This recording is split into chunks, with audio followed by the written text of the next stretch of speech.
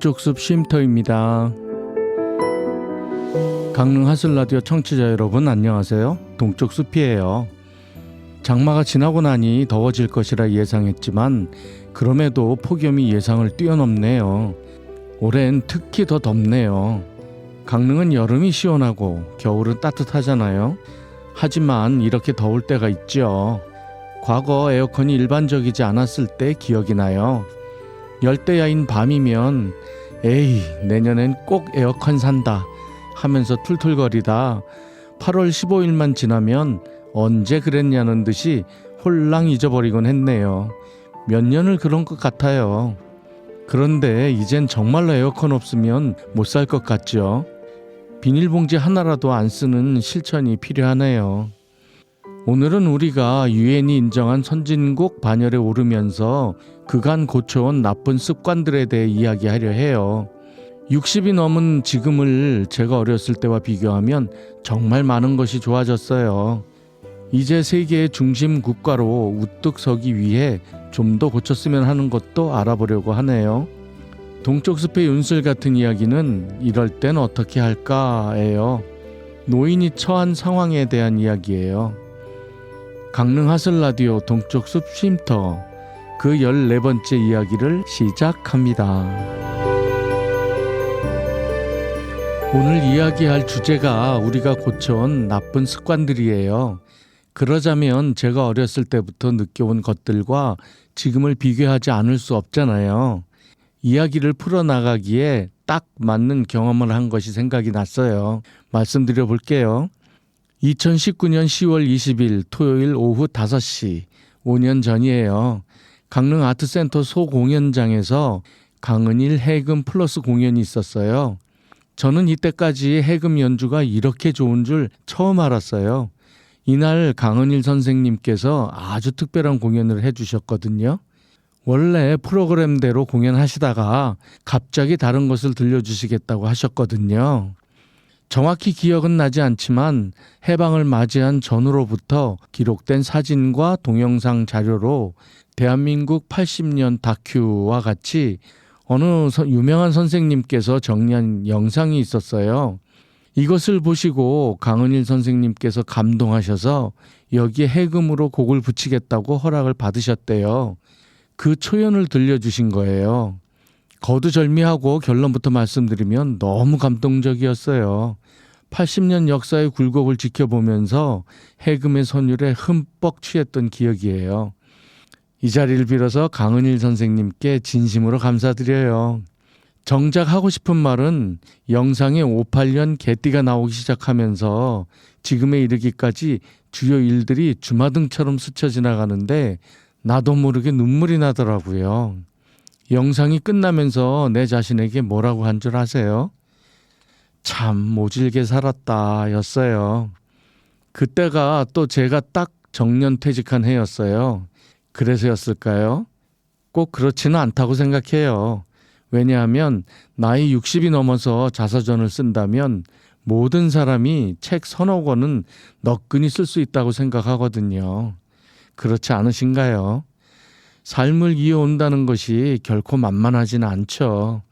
그렇죠. 자, 그럼 우리가 고쳐온 곳에는 어떤 것들이 있을까요? 굳이 우선순위를 두는 것은 큰 의미가 없다고 생각해서 생각나는 대로 말해볼게요. 저는 가장 거슬리는 것이 침을 뱉는 것이었어요.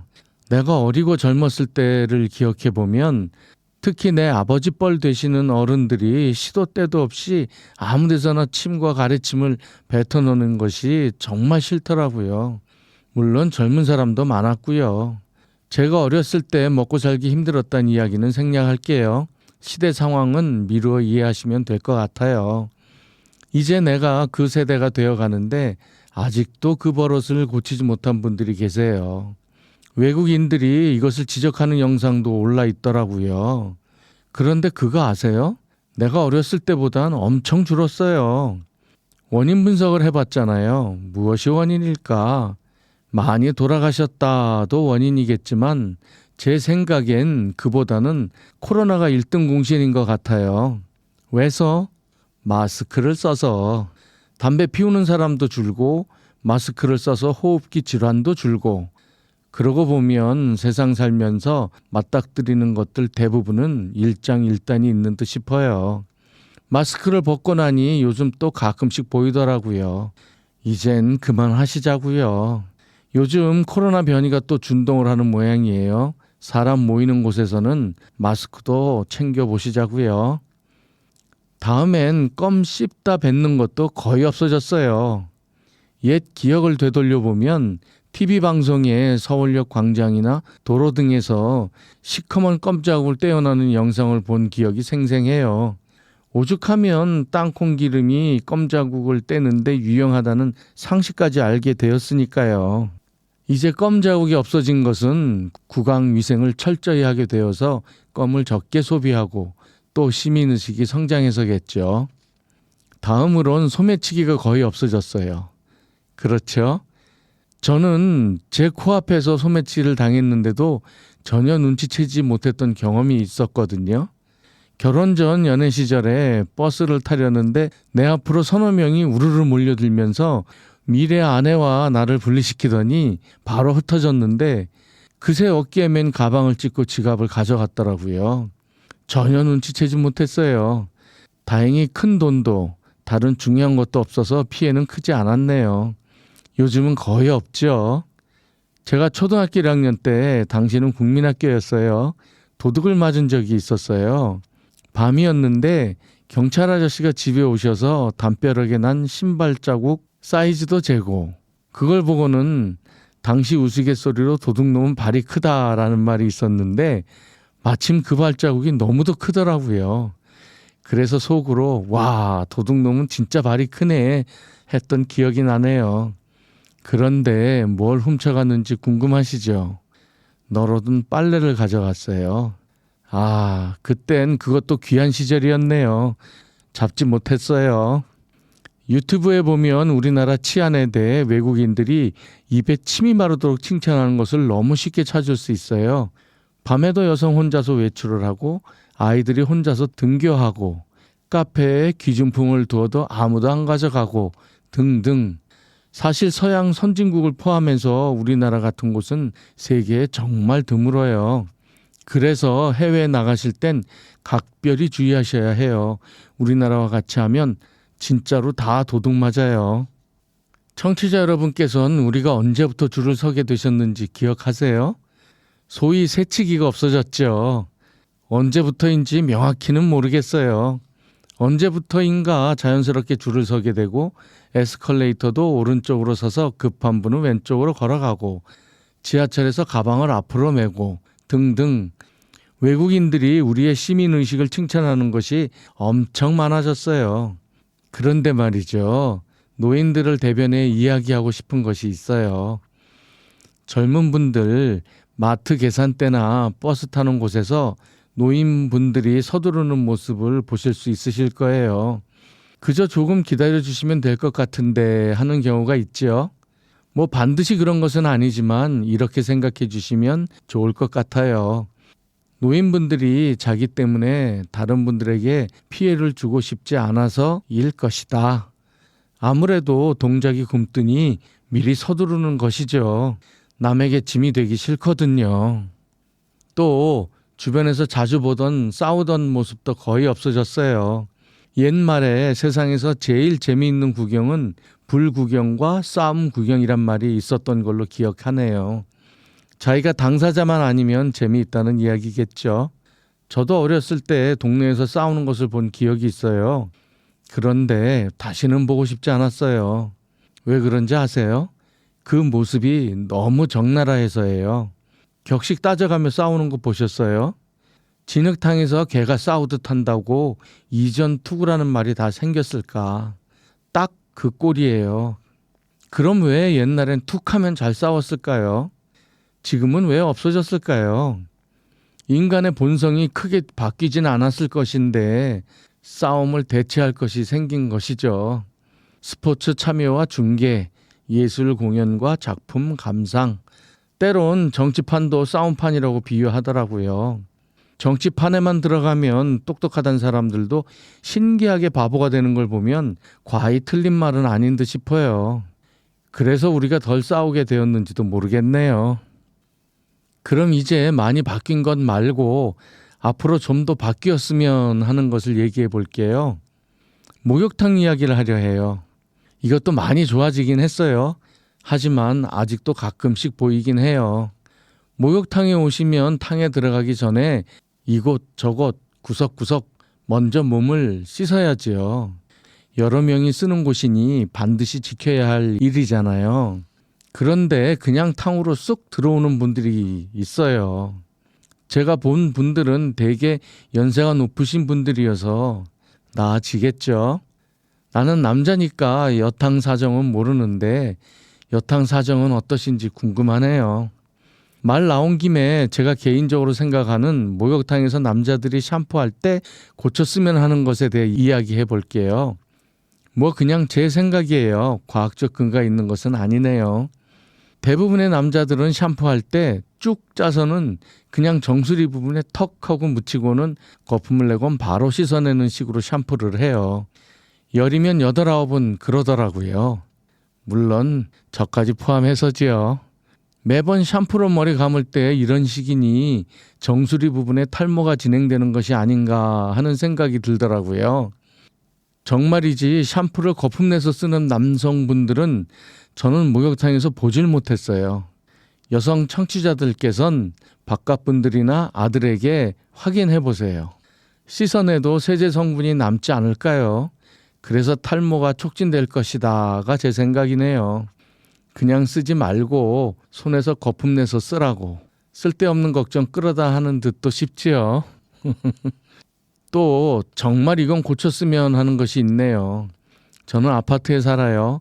층수도 제일 아래층이네요. 정말 견디기 힘든 건 화장실에 가면 담배 냄새가 환기구를 통해 들어올 때가 있어요. 계절 관계없이 시간 관계없이 그렇게 방송하고 주의를 줘도 고쳐지지 않더라고요. 이런 건 이제 제발 그만하자고요. 제발. 그렇게 다른 사람들에게 피해를 주면 자기 삶에도 좋을 리 없잖아요. 몇 년 전에 바로 위층에서 흡연하시는 분이 있어서 화장실에서 담배 연기가 정말 바로 쏟아지더라고요. 도저히 참지 못해서 관리사무소를 통해 항의를 하니까 젊은 분이 흡연자의 아들이라고 죄송하다고 문자를 보냈더라고요. 그런데 하루는 집으로 걸어오다가 위층 베란다에 계신 흡연하신 분을 뵈었어요. 그런데 연세가 90을 넘으신 것 같으시더라고요. 허리도 굽으시고 거동도 불편하시고 이걸 어쩌나 싶더라고요. 그리고는 얼마 있다가 이사를 가셨어요. 무슨 이유인지는 모르지만 아무튼 고마웠어요. 정말 감사했네요. 그리고 제가 사는 아파트는 비교적 좁아서 베란다 쪽에 옥상 배수구가 지나는 곳에 세탁기를 둔 분들이 계세요. 여름철엔 그러려니 해요. 그런데 겨울엔 쓰지 말라고 방송을 하거든요. 그런데도 계속 써서 아래쪽부터 얼음이 얼어서 배수구가 막히면 세탁한 물이 저층 베란다로 역류하는 일이 벌어져요. 바로 얼어버리죠. 이런 건 이제 손해배상을 청구하려고 해요. 이제 이렇게 다른 사람에게 피해를 주는 행동은 삼가야겠죠. 이 외에도 여러 사회 문제로 대두되는 일들이 아직도 많죠. 여러 가지 갑질 논란, 층간소음, 주차 문제, 제도적 부당함 등등 외면하지 말고 차례차례 고쳐나가도록 인내심을 가지고 대응해야겠어요. 이제 선진국 반열에 올랐으니 지금 우리의 치안처럼 세계의 모범이 되는 시민의식을 더욱 키워나가야겠죠. 이어서 동쪽숲의 윤슬 같은 이야기가 이어집니다.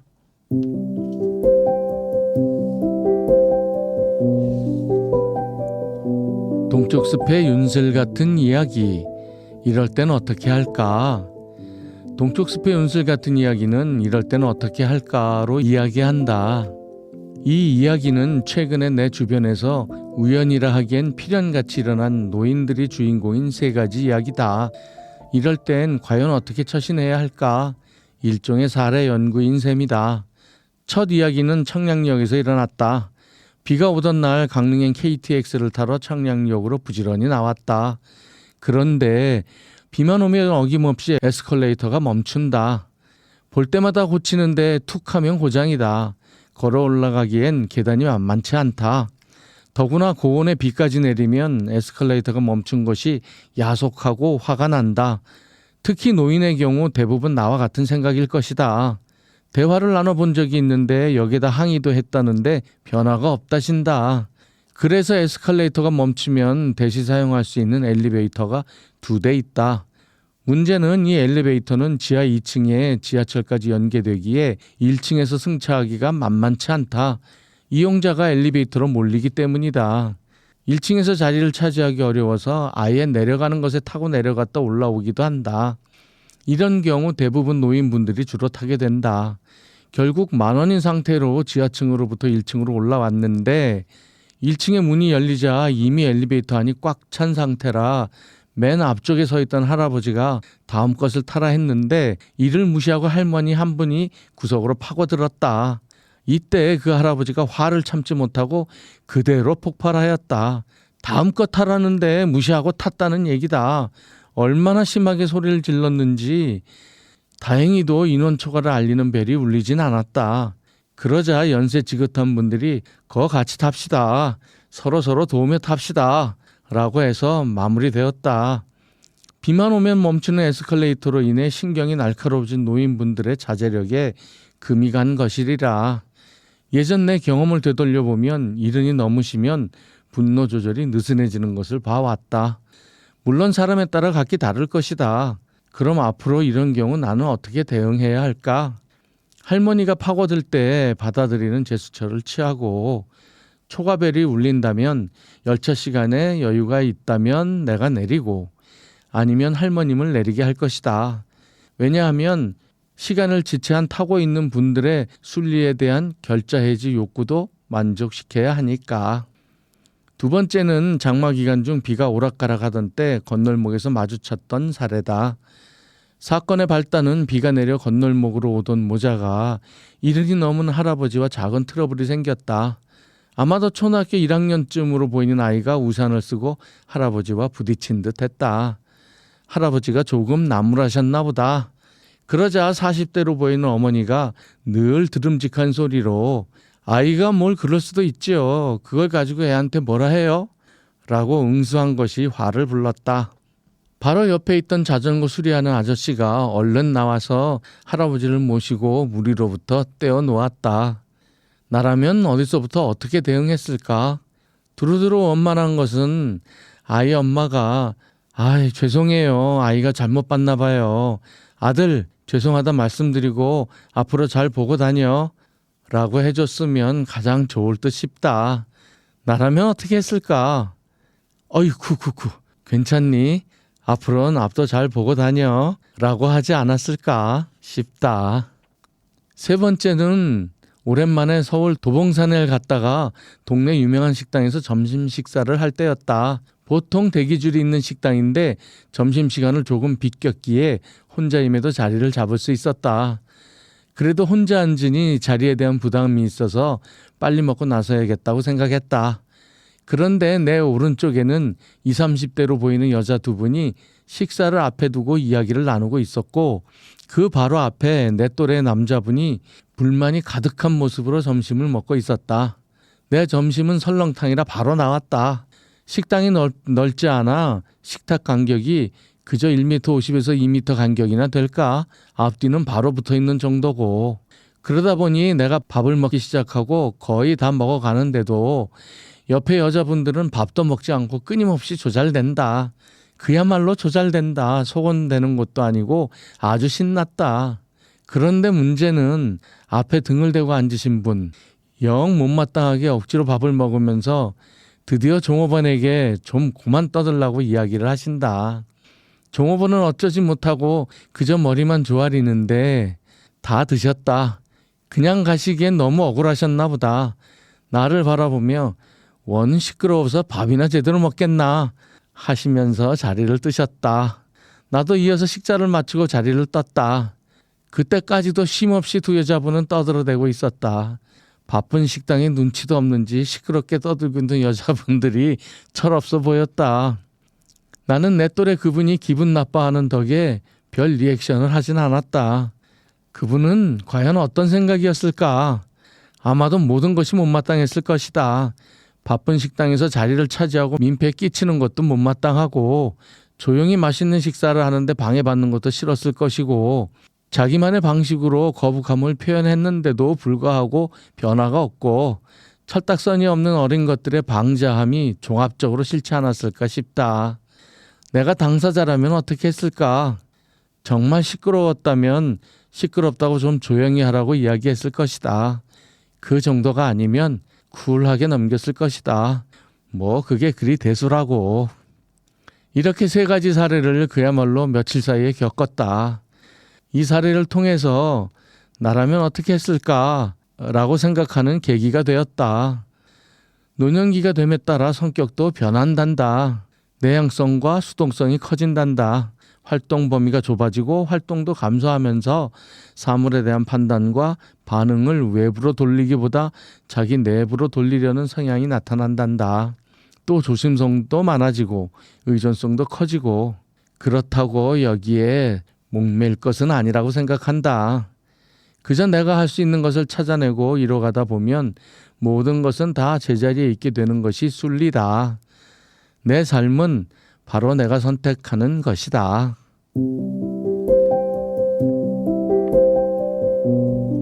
최근에 노인 복지와 노인에 대한 관심이 높아지면서 나 스스로를 돌아보는 시간을 갖게 되네요. 그래서일까 이 3가지 사례를 마주치게 된 것 같아요. 우리가 무엇에 관심을 가지게 되고 뜻을 세우게 되면 이와 관련한 것들이 모여들게 되는 현상을 겪게 되거든요. 이런 것에 대해 소홀하지 말고 조금 관심을 가지게 되면 이들로부터 내게 주어지는 것에서 바른 방향을 느낄 수 있는 듯 싶어요.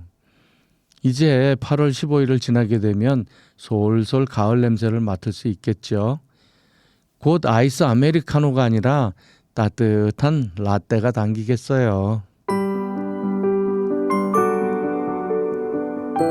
우리나라가 세계의 중심이 되어 간다는 것은 우리 국민도 세계의 모범이 되어야 한다는 뜻이겠죠. 과거엔 세계를 리드하는 국가가 힘의 논리로 이끌었다면 미래의 세계는 공평하고 보편적이며 일반화된 상식과 평범함이 기준이 되어야 리더가 될 수 있을 것으로 생각되거든요. 올림픽을 통해 각종 체육단체들의 패거리 문화가 지금 도마에 오른 듯 싶어요. 옛말에 사람은 고쳐 쓰는 게 아니다란 말이 있죠. 사람의 성격이 쉽게 변하지 않는다는 뜻이죠. 부당한 카르텔을 구축한 것을 고친다고 고쳐지지 않는다는 얘기죠. 또 새 포도주는 새 부대에 담아야 한다는 말 아시죠? 성경에서 나왔다고 하죠. 새 술은 새 부대에 담아야 술도 부대도 둘 다 산다. 판을 싹 바꾸는 게 정답이다 싶어요.